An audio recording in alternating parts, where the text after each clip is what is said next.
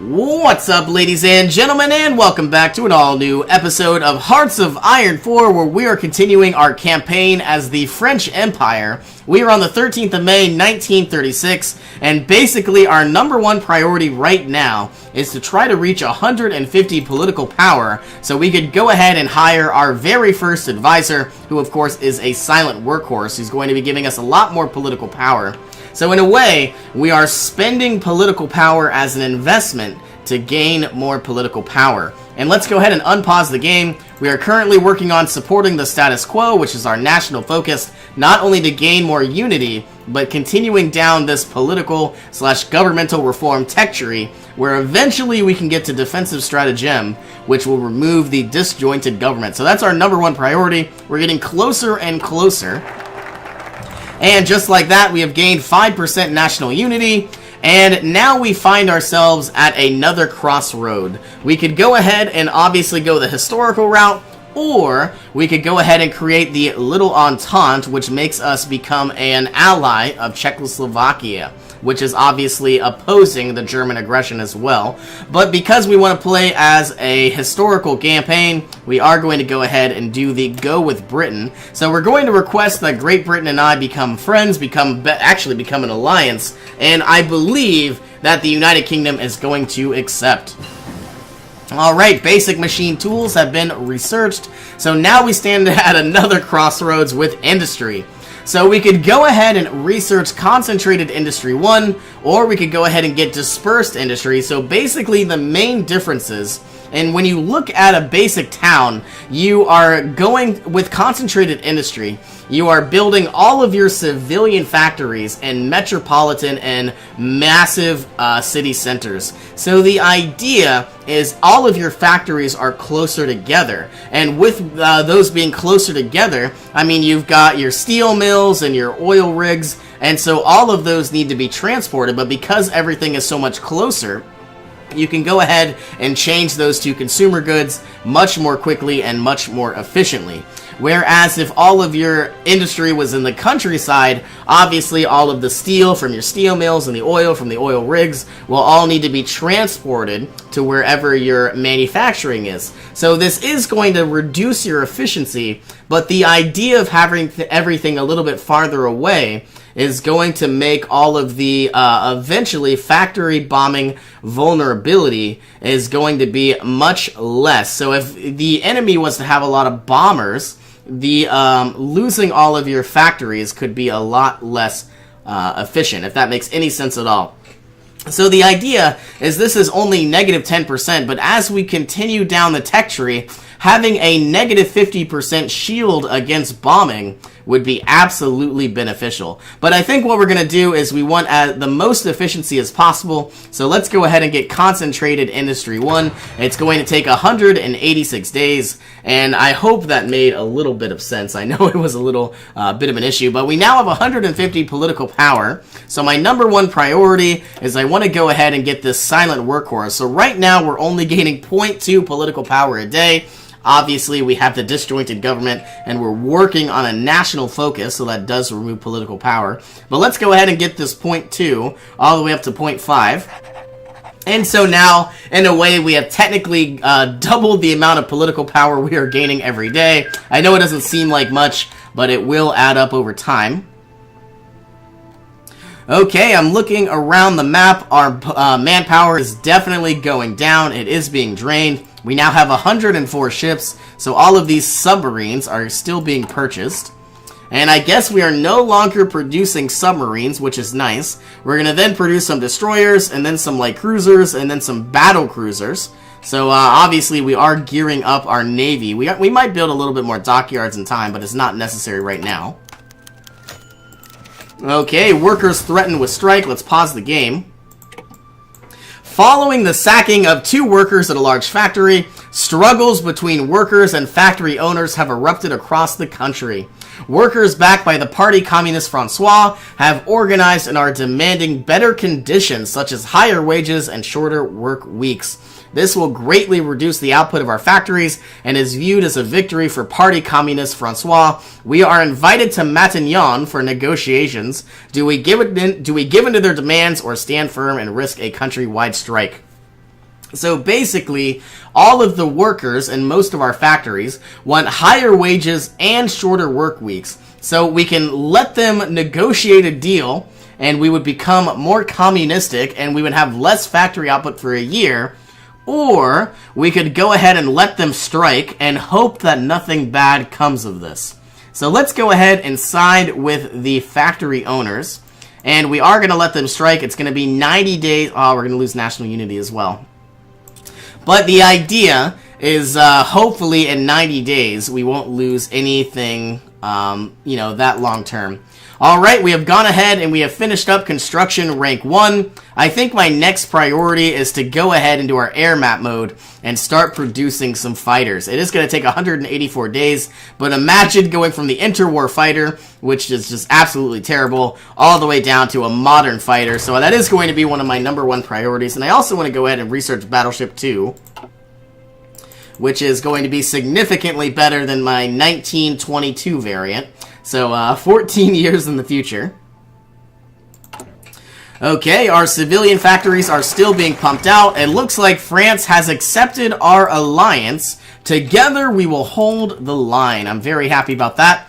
We are now moving in to strengthen the government, and this is the only national focus that is a little bit different than everything else. Yes, it does take 70 days, but the reason why we're moving through this governmental/political reform first is because this particular national focus takes an actual year before we can move on through to defensive stratagems. Let's go ahead and research that. And the idea is every week, once the 70 days have passed, we're going to be gaining a small amount of national unity. So I'm hoping that everything is going to increase over time. Okay, so now our last 3 civilian factories are being worked on. We have the games of the 11th Olympiad. If you'd like, you can read about the medals. And we currently have a 20% construction speed bonus, which is really nice to see. And how much infantry equipment are we missing? We now are missing 47,000, where before it was only 41,000. It's a little odd, but we still have a lot of light tanks. We have 1.1 thousand, and very soon I do want to go ahead and start pumping out some military factories. But before we only had 5 of 15 civilian factories, whereas now we are about to have probably 15 of 15, assuming that nothing else goes to consumer goods. Yep. Alright, let's go ahead and start pumping out some military factories. And the idea is I kind of want to keep them away from the German border. If they are going to invade, it is going to be a little dangerous. So let's go ahead and start queuing up some military factories. And I want to get rid of this infantry equipment deficit as quickly as possible. So let's pump out some infantry equipment and let's pump out some more support equipment. Alright, we have strengthened the government, and we are no longer dealing with factory strikes. So before, we were having like -90 to -80% dockyard and factory output, but now it is back down to positive 10%, so I'm incredibly happy about that. I was going to do something. Ah, yes. So now we have to wait 1 year before we can go into defensive stratagems, because every week we're going to gain 0.2% national unity. So let's go ahead and start improving our economy. So we can improve our colonial territories, which is basically Tunisia and Algeria. But I think I want to go ahead and improve France itself. So let's add more infrastructure. And basically what infrastructure does is we can put more units on them. But the more infrastructure we have, the more efficient we could produce buildings. Okay, so our civilian factories are being pumped out. The strikes are finally over and we can compete again. Most workers have now realized that their unreasonable demands will not be met. Their children go hungry, and even though Parti Communiste Francois are urging them to continue the strike, they do not possess the resources to continue. With each passing day, workers are caving and return to the factories. Our industry will be back to full capacity, and it is unlikely we will have strikes anytime soon. So I'm happy to report that. I feel like we might want an additional civilian factory, but only because I like to have 15 out of 15. And I feel like this next civilian factory is actually going to go to consumer goods, because remember, 30% of all of our factories have to go to the actual economy and not the government. but we're going to change that later. Maybe bringing this down to 25 or 20% or maybe even 15. Okay, so all future military factories are going to pump out more infantry equipment. We're only producing 13 a day, and obviously we need 46,000. So right now, we are 3,077 days away from pumping out all of our infantry equipment. So just like that, we've gone ahead and we've unlocked mechanical computing, and we have unlocked the concentrated industry. And this is one thing that I've been tinkering with. I'm actually going to go ahead and start researching the 1937 industry, even though we're in 1936. But we are going to go ahead and try to save up 30 days. So right now, we would pay a 0.07 ahead of time penalty. But if we unpause the game and we let our research save on up for its safety net, we're eventually going to bring that 0.07 penalty down to 0.03. So in a way, we haven't done anything different except just wait. So it is a little bit of a trick, but obviously you have to do it manually. Let's go ahead and start improving the industrial expansion of France. So we're going to gain 5 civilian factories, which is actually pretty amazing. Okay. Let's go ahead and start researching construction too. So we're going to get better construction speed, and let's start working on concentrated industry once again. So now we're going to get more factory and dockyard output.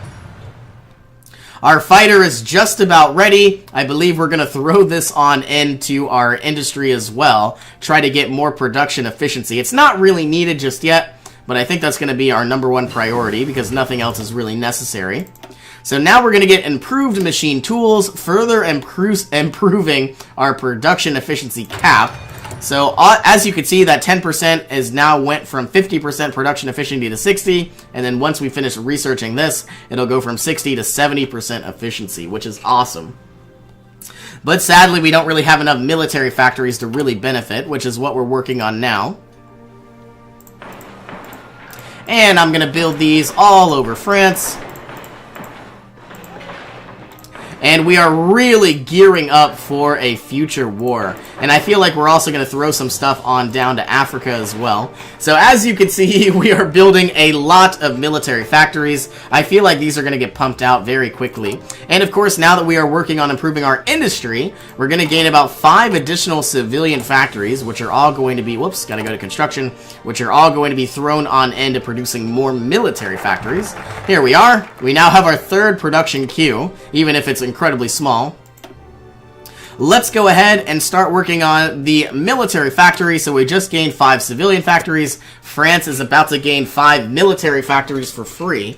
So we are definitely gearing up for a future war. And the entire idea, like I said, I do want to go ahead and start pumping out infantry equipment and then into support equipment. And eventually, I do want to eventually get some battleships. I want to get some marines. I want to get some anti-tank artillery. I do need to start doing a lot of research. So we have 150 political power. I definitely want to go ahead and change our economy, but sadly, I need 5% world tension, and I am not there. So we are going to go ahead and wait just about a week or two, because I'm sure either Germany or Japan are going to do something that's going to make everybody angry. There we go. We have the Spanish Civil War. If you'd like, you can go ahead and read this. But now what we're going to do is we are going to modify our government and change over our civilian economy to early mobilization. So not only did we have that 30% consumer goods penalty, because obviously you got to improve the economy, but what we're going to do is now have a 25% penalty, but all of our civilian and military factories are going to produce 20% faster. So that's absolutely what I want to do. We went from 19 to 16, so we just basically gained 3 factories, 3 civilian factories for free, which is awesome.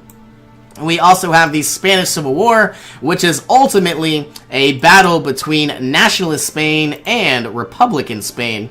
And you're probably wondering, we have fascist Spain, which is basically the nationalists, and we have communists, which are Republican. So because France is democratic, we could really care less about who wins and who loses.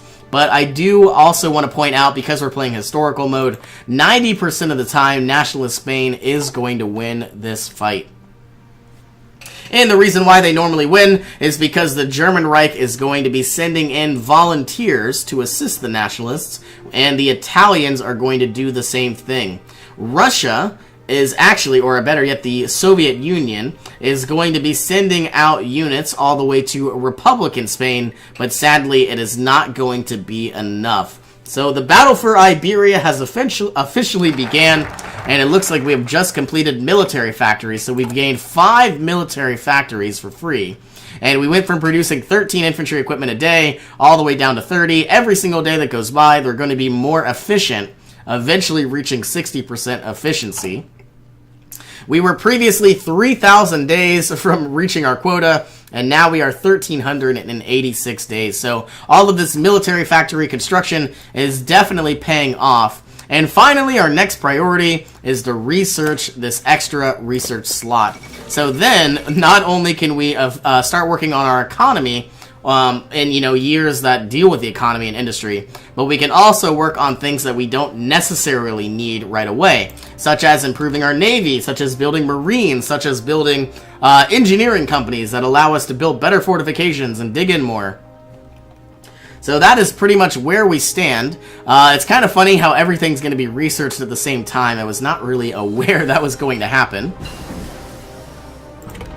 Okay, so my number one priority is to start building the Battleship Rank 2. We only have the Battleship Rank 1, which is the 1922 variant. And I'm not really going to invest too heavily in my Navy, but rather than producing units that I'll never use, I kind of want to go ahead and just start building battleships because they're very hard to destroy. Now we are also going to go ahead and start working on, if I can find it, Marines. So the idea is I want to be able to invade navally, and naval invade countries, and so having Marines would be very beneficial, because I'll probably go after both Sardinia and Sicily in time. So now that we're working on battleships, we're working on Marines, I want to go ahead and start working on anti-tank artillery. And the idea is if I could start stationing artillery troops in some of these harder to reach areas, I don't think the tanks are going to be able to push on through. And I guess while we're waiting, let's go ahead and start exercising all of our troops. We don't have enough infantry equipment, which is understandable, but at least we can start gaining some experience. And also, we can start gaining some army experience currency at the top. So not only are we going to be leveling up our units, but we're going to be gaining some army experience. Let's go ahead and upgrade our motorized by exercising them. We don't really need to exercise our cavalry, and we don't really need to exercise our colonial troops, but we're trying to gain as much army experience as possible. So then when we get about 10 army experience, we could go ahead and cash that in. For some of our mountaineers, we could add engineering companies, which we haven't even researched, so that is kind of a problem. But the idea is I want to make my infantry units incredibly defensive, so I don't have to worry. I see infantry units here. That makes me nervous. Yeah, they're all mountaineers, so I guess they're part of the blue group. But so the idea is I want to get engineering companies and artillery, so then we can basically fortify ourselves, and we don't need to worry about German aggression. And as we expected, the Nationalists are winning this fight. All they really need to do is send one unit right here, and then they've cut off both areas. Amelia Earhart disappears, a total loss for aviation. And sadly, because I'm not actually fighting, I can't see everything. We have finally completed the extra research slot, which is absolutely amazing. Our research is going to grow exponentially. We now have leadership purges in the Soviet Union. The Soviet command has suffered greatly. And if you played Hearts of Iron 4, you'll know that Joseph Stalin is dealing with a governmental coup. And if he did not purge a lot of his higher level ranking officers and generals, they eventually would have faced a civil war. So it was good that the purge is being worked on. And right now, the Soviet Union is probably the weakest country in the game, because every single infantry division they have has 50% less health, and all of their doctrine research times have 10% more, research, I guess. So we're facing 75%, they're only facing 10%, but every few months, this division organization is going to dip down. It says it will be removed on the 14th of July, 1941. So for the next 4 years, they are going to be weaker, but as the 4 years continue to go on by, they're going to get exponentially stronger, if that makes any sense. So it's not like it's a big bolus in 4 years. They're going to get all their divisions back, and it works over time.